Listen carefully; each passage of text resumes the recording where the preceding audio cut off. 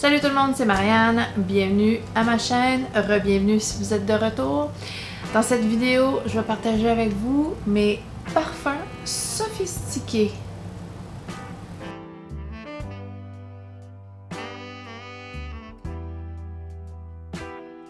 Et oui, il y a des parfums qui ont une vibe sophistiquée, un ADN distingué, raffiné. Ça se sent. Il y a une odeur. Le raffinement a une odeur. Et oui. Alors, je vais parler de ça avec vous aujourd'hui. Qu'est-ce que tu fais? T'as pas fait tomber aucun flacon. Bravo, mon mignon. Donc, comme je disais, le raffinement, ça a une odeur. Et je crois bien que tous les Chanel ont un ADN raffiné, sophistiqué. Corrigez-moi si j'ai tort, mais je crois bien. Alors, j'ai ici tous mes Chanel. J'en ai 1, 2, 3, 4. Et ces 4-ci ont un ADN propre à Chanel qui est très raffiné. Donc, ils sont tous pas mal différents. Hein? Ils sont tous pas mal différents. J'ai ici Chanel Chance Eau Fraîche qui est un agrume très très frais boisé. Et franchement, les agrumes utilisés dans les parfums Chanel, les agrumes utilisés par Chanel tout court, sont très raffinés. Ça sent fantastiquement frais et de façon très sophistiquée. Pur, propre, élégant. Il y a une combinaison d'éléments ici qui font en sorte que ça sent l'argent, ça sent propre, ça sent raffiné, ça sent sophistiqué.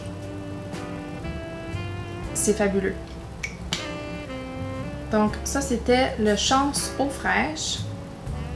Maintenant, le Gabriel Essence, c'est aussi une odeur de propre, mais plus floral, comme un savon super élégant dans le plus bel hôtel dispendieuse qu'il n'y a pas. Et même la bouteille est super élégante. Donc c'est une odeur féminine, raffinée, propre. Je dirais pas que c'est sensuel, non, c'est juste intouchable, c'est raffiné. Wow! Donc le Gabriel Chance Eau Fraîche, non. Le Gabriel Essence, super raffiné. Un floral super raffiné. Aucun patchouli à l'intérieur ici. Celui avec patchouli, c'est le Coco Noir de Chanel. Coco Noir. Et le patchouli utilisé chez Chanel est formulé et transformé de façon à être délicat, distingué, boisé. Et ensuite, avec la rose ici, ça vient tout transformer, là, ça vient tout amener à un niveau supérieur du raffinement. Moi, j'ai toujours imaginé Julia Roberts dans Pretty Woman avec sa robe rouge qui s'en va à l'opéra, porter ça. C'est exactement ce que j'imagine. C'est superbement bien fait, de façon sophistiquée. C'est un petit peu sensuel, pas trop. C'est le boisé là, qui vient emmener cette petite touche-là, mais très sophistiqué. Et finalement, dans mes Chanel, j'ai Allure. Allure a le même agrume. A le même agrume en eau de tête que le Gabriel. Parce que vite de même, ils se ressemblent. Mais ils se transforment en une vanille avec un petit peu de patchouli. Je suis pas mal sûre qu'il y a du patchouli dans celui-là. C'est le même patchouli qu'ici. Donc, on a peut-être une petite combinaison. Mais il y a une vanille qui vient tout emmener ça. Et la vanille est d'une classe et d'un raffinement là, délicat, fabuleux. Donc ça, c'est mes Chanel.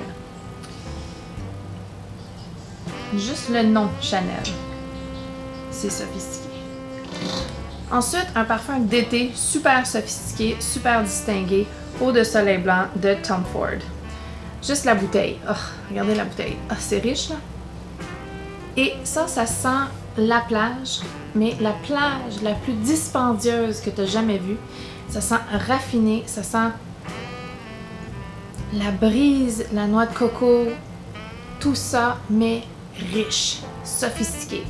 C'est pas la déesse qui porte ça, porte un couvre-maillot blanc, super drapé, sur une plage, la plus belle plage du monde. Et ça là, c'est sophistiqué. Ça a de la classe, là. C'est un parfum d'été très classique.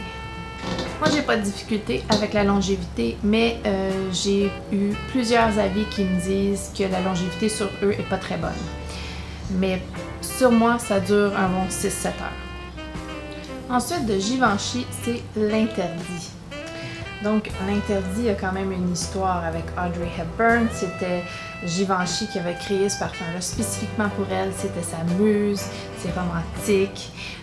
Mais, mis à part ça, c'est une reformulation, bien sûr. Mais c'est fleurs blanches, donc il y a tubéreuse, jasmin, fleur d'oranger. Mais il y a une belle note de poire en note de tête qui dure quand même 1 heure ou 2. Pour finir avec un patchouli, une vanille, mais un patchouli très, très doux, très, très raffiné, pas du tout terreux, plutôt un petit peu boisé. Ah, ça rapporte une belle sophistication ici, un beau raffinement, c'est superbe, j'adore ça. C'est vraiment un parfum de dame, c'est un parfum de muse, c'est parfaitement un parfum de muse. Focus. Non, tu veux pas. C'est pas grave. Donc, l'interdit de Givenchy, un autre parfum sophistiqué, quelque chose qui est très intéressant. Le dernier parfum que je vais vous parler, c'est un parfum à la rose de Bulgari Rose Essentiel. Et ce parfum-ci est d'un raffinement superbe, une rose fraîche mais épicée un petit peu, avec un musc, puis je pense qu'il y a aussi de la pivoine à l'intérieur. La rose est souvent jumelée à la pivoine et que c'est beau, c'est beau. La longévité est pas ce qu'il y a de meilleur, mais c'est raffiné, c'est distingué, c'est sophistiqué, c'est pur comme odeur, c'est vraiment fabuleux, Donc c'est pas la pivoine, c'est le jasmin et la mimosa, avec un petit peu de violette aussi, puis c'est un légèrement poudré. Tout ça mis ensemble, c'est juste un superbe mélange de floral sophistiqué. C'est fabuleux, c'est une princesse porterait ça. Oh. Princesse Marianne. Non. Donc ça, c'était ma liste de parfums sophistiqués dans ma collection. J'espère que vous avez aimé ma vidéo. Si vous l'avez aimé, donnez-y un thumbs up. Dites-moi dans les commentaires quels parfums que vous connaissez qui sont sophistiqués, qui sont pas dans ma liste, que je pourrais découvrir. Dites-moi si vous êtes d'accord avec ma liste. Abonnez-vous si ce n'est pas déjà fait. On se revoit bientôt. Bye!